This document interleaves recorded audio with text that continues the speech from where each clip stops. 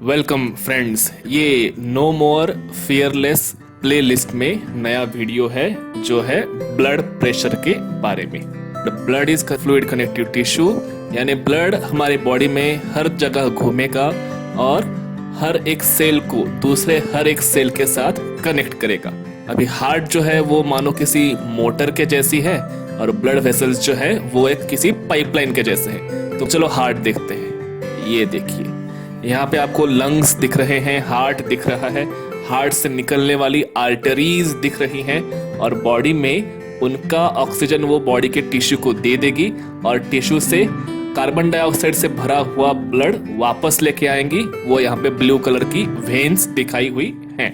Okay, ये colour exactly ऐसे नहीं दिखते, ये हमारे कन्वीनियंस के लिए थोड़ा ज्यादा कलर कंट्रास्ट बढ़ा के दिखाए हुए हैं। तो हार्ट बीट आपको पता है, हम हमेशा सुनते हैं धक धक ऐसा, पर एक्चुअली वो होती है मेडिकल लैंग्वेज में लब डब, ऐसा हम बोलते हैं। Heart beat and the time between two consecutive heart beat determines our blood pressure. तो हम तो जानते हैं कि ब्लड सारे न्यूट्रिएंट्स बॉडी में ट्रांसपोर्ट करेगा, for example oxygen, carbon dioxide वगैरह वगैरह, और वेस्ट मटेरियल भी ट्रांसफर करेगा।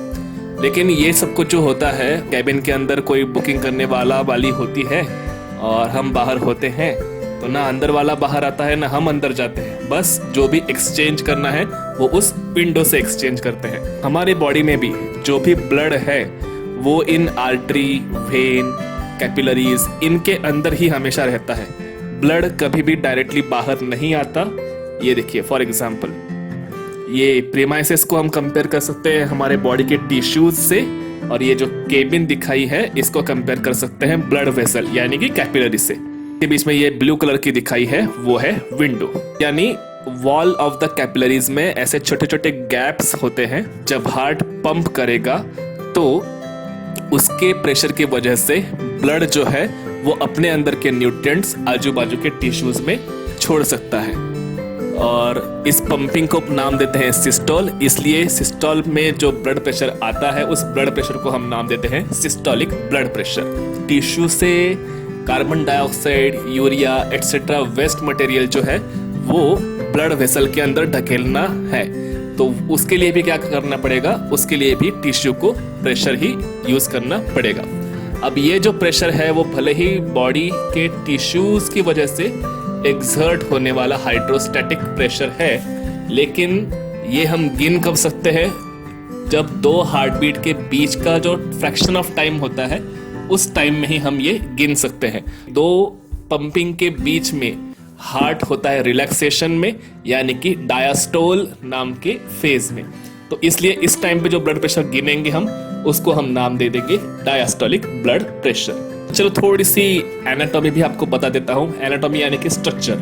तो हमारे हाथ पैर जो है उनकी तरफ देखना, उनका स्ट्रक्चर कैसा है कि उसमें सबसे सेंट्रल बोन्स हैं, कुछ हड्डियां हैं, हड्डियों के ऊपर मसल्स और थोड़ी थोड़ी चर्बी है, और सबसे बाहर जो स्किन। अब आर्टरीज की पोजीशन जो है वो है डीप, और वेन्स जो है वो सुपरफिशियल है, यानी स्किन को टच करती हुई। अपने ही हाथ पे ऊपर देख सकते हो आप, वो जो हल्के से ब्लूइश कलर की दिखती है वो है वेन्स। तो अभी मशीन कौन सी यूज करेंगे ब्लड प्रेशर को मेजर करने के लिए, उसको नाम है स्फिग्मोमैनोमीटर। हाँ, ऐसे ही वर्ड्स हैं, सुन के स्टूडेंट्स डिसाइड करते हैं कि चलो भाई हम बायो ड्रॉप कर लेंगे, हमको बायो नहीं रखना है। ओके, जोक्स अपार्ट, ठीक है। ये देखिए स्फिग्मोमैनोमीटर, हाथ को बंधा हुआ एक पीस है, उसको CUFF कफ बोलते हैं। उससे दो ट्यूब निकलेंगी, एक ट्यूब ये इस पर्सन के हाथ में जो पंप है उस तरफ जाएगी। यहाँ से जब ये दबा दबा के हवा भरेगा तो इस कफ के अंदर हवा भरी जाती है और उस हवा का वहाँ पे प्रेशर आता है, और वो जो प्रेशर होगा वो दूसरी ट्यूब जो उस कफ से ये बीच के एक दूसरे ही मशीन की तरफ जाती हुई दिख रही है हमें, उसमें वो प्रेशर पास करेगी, और उसमें ये मर्क्यूरी ऊपर नीचे हिलता हुआ दिखता है हमें। तो उसमें हमको कफ के अंदर प्रेशर कितना है वो हमें गिनने को मिलेगा। तो होता क्या है, लॉजिक ऐसा है कि जब हम सिस्टोलिक ब्लड प्रेशर से ज्यादा प्रेशर देंगे तो उससे आर्टरी के अंदर से होने वाला जो ब्लड फ्लो है वो पूरी तरह से रुक जाएगा। अगर हमने प्रेशर डायस्टोलिक ब्लड प्रेशर से ज्यादा लेकिन सिस्टोलिक प्रेशर से कम लगाया तो क्या होगा, ब्लड उस आर्टरी में से फ्लो होगा और हार्ट बीट उसमें से सुनाई दे सकती है हमें। वो एक्चुअली पल्स होता है, लेकिन फॉर आवर कन्वीनियंस हम उसे कंपेयर कर सकते हैं हार्ट बीट्स के साथ। और अगर हम कफ के अंदर का प्रेशर डायस्टोलिक प्रेशर से कम हो गया तो आर्टरी जो बोन को चिपकी हुई है उसका आवाज ऊपर तक आ ही नहीं पाएगा और हम डॉक्टर को कोई भी आवाज सुनाई नहीं देगी। पहले ब्लड प्रेशर धीरे धीरे बढ़ाते हैं और जब हार्ट बीट सुनना बंद हो जाएगा तब कफ का एक स्क्रू ढीला करते हैं और उससे कफ के अंदर की हवा बाहर आती है और कफ के अंदर का प्रेशर कम होता है। और एट द सेम टाइम उस डॉक्टर की नजर होती है जो वो थर्मोमीटर के जैसा चीज दिखाई है उसके तरफ। तो जिस पॉइंट को हार्ट बीट सुनाई देना शुरू हो जाएगा उसको वो काउंट करते हैं, मेजर करते हैं as a systolic blood pressure, और जिस प्रेशर पर हार्ट बीट सुनाई देना बंद हो जाएगा उसको वो बोलते हैं डायस्टोलिक ब्लड प्रेशर। ये मेजर करने के लिए यूनिट है mmHg, उसको हम पढ़ते वक्त mm of Hg ऐसा बोलते हैं। तो फॉर एग्जांपल अगर सिस्टोलिक ब्लड प्रेशर आया 120 और डायस्टोलिक प्रेशर आया 80 तो लिखते वक्त हम लिखेंगे 120/80, और लेकिन बोलते वक्त उसको ऐसा बोलेंगे 120/80 mm of Hg। शॉर्टकट में उसको सिर्फ 120/80 ऐसा भी बोल देते हैं। तो 120/80 ये आइडियल ब्लड प्रेशर है, इसमें बहुत सारे वेरिएशंस भी आते हैं। तो एक वेरिएशन आता है ब्लड प्रेशर कम हो जाना, उसके लिए मेडिकल वर्ड है हाइपोटेंशन। तो उसका रीजन जो है वो मोस्टली होता है ब्लड का वॉल्यूम कम होने की वजह से। अभी ब्लड का वॉल्यूम कम कैसे होगा उसके लिए अलग अलग वजह हैं, वो हम देखते हैं। पहला तो है पानी कम पीना, दूसरा है लो इनटेक ऑफ मिनरल्स यानी सोडियम पोटेशियम वगैरह वगैरह। ये चीजें अगर हमने एकदम बंद ही कर दिया हमारे डाइट में से तो उससे ब्लड प्रेशर कम हो जाएगा। My friends, you won't believe, लेकिन ह्यूमन के ब्रेन की इवोल्यूशन पॉसिबल हुई है क्योंकि हम नमक खाते हैं।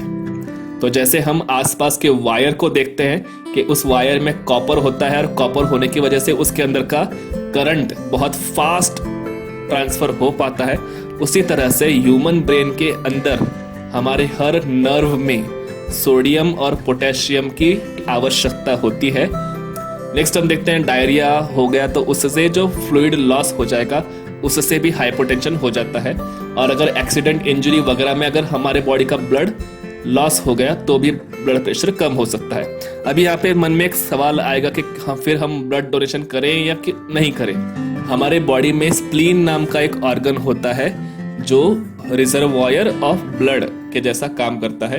तो जब भी ऐसे कोई चीज होती है, मतलब ब्लड डोनेशन करते हैं, तो हम at a time 300 ml blood he donate करते हैं। 50 किलो के आदमी में भी लगभग 600 से 800 ml ब्लड इस स्प्लीन में भरा हुआ होता है। तो ब्लड डोनेशन करना it's normal thing, feel free to donate the blood.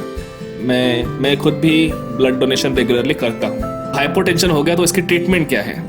Only under supervision of a qualified doctor. उसके एडवाइस को फॉलो करते हुए ही हमें बहुत सारा पानी पीना, उसमें नमक डाला हुआ होना चाहिए, और अगर डॉक्टर बोले तो सलाइन लगा लेना। ऐसे पेशेंट ने आराम भी करना चाहिए। हाइपरटेंशन यानी ब्लड प्रेशर बढ़ जाना, इसके कॉजेस हैं गुस्सा करना, स्ट्रेस यानी टेंशन लेना, एंग्जाइटी यानी डर। कभी कभी होता ऐसा है कि मुझे टेंशन ना आ जाए, इसका हम बहुत ज्यादा टेंशन ले लेते हैं। तो वो टेंशन नहीं लेना, अपने आप को प्रेशराइज बिल्कुल भी नहीं करना। इसकी भी ट्रीटमेंट क्या है? वो दवाई भी strictly as per doctor's advice देना, अपने मन से उसमें कोई भी बदलाव करना नहीं। और विपश्यना वगैरह कुछ मेडिटेशन है, वो भी हाइपरटेंशन को कम करने के लिए हेल्प कर सकते हैं। चलो अभी हम देखते हैं एक वीडियो जिसमें एक्चुअल ब्लड प्रेशर मेजर कैसे किया है वो दिखा रहे हैं। ये देखो, ये है स्पिग्मोमैनोमीटर। कफ के अंदर हवा भरी जाएगी यानी प्रेशर बढ़ेगा, कफ के अंदर की हवा बाहर निकल आएगी यानी कि कफ के अंदर का प्रेशर कम होगा। पेशेंट को आराम से बैठने देना। कुछ लोग क्या करते हैं कि वो जो स्लीव जो है वो ऊपर ओढ़ते ओढ़ते यहाँ जहाँ पे कफ रखना है वहां पे स्लीव जमा हो गई है, वहां पे वो प्रेशर ज्यादा हो जाता है और उसकी वजह से पेशेंट को तकलीफ हो सकती है और ब्लड प्रेशर की रीडिंग भी एबनॉर्मल आ सकती है। तो अगर आपने फुल स्लीव शर्ट पहना है तो स्लीव को ऊपर करने की कोई जरूरत नहीं। सादे शर्ट में से भी स्टेथोस्कोप लगाने के बाद आवाज क्लियर आती है। You need not to worry about it. YouTube पे बहुत सारे वीडियो में आपको बहुत सारी गलत जानकारी दी जाती है, और ये मैं यूट्यूब के प्लेटफॉर्म पे लेक्चर बताते हुए बता रहा हूँ, लेकिन ये सच है। ये देखो, ये बंदा यहाँ पे ऐसे दिखाया हुआ है कि वो हाथ पे पल्स रीडिंग कर रहा है, ये गलत है। आपने भी देखा होगा मोस्ट ऑफ द एक स्टेथोस्कोप लेके ऐसे पर्सन के एल्बो के ऊपर रखा जाता है। That is the recommended procedure. Blood pressure गिनते वक्त ये ऐसे हाथ से पल्स नहीं गिनना चाहिए।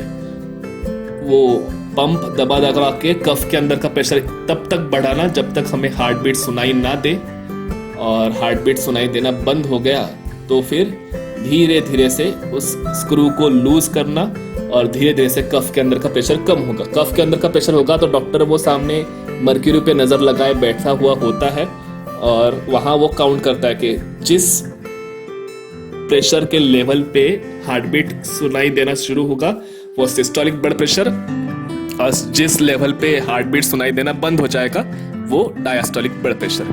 तो इस तरह से ब्लड प्रेशर गिना जाता है। Okay friends, that was all. ये मेरे वीडियोस को लाइक कीजिए, शेयर कीजिए। आपको कोई भी डाउट हो रिलेटेड टू दिस वीडियो तो आप मुझे कमेंट सेक्शन में पूछ सकते हो। I will answer your questions with in 24 hours, that's a promise.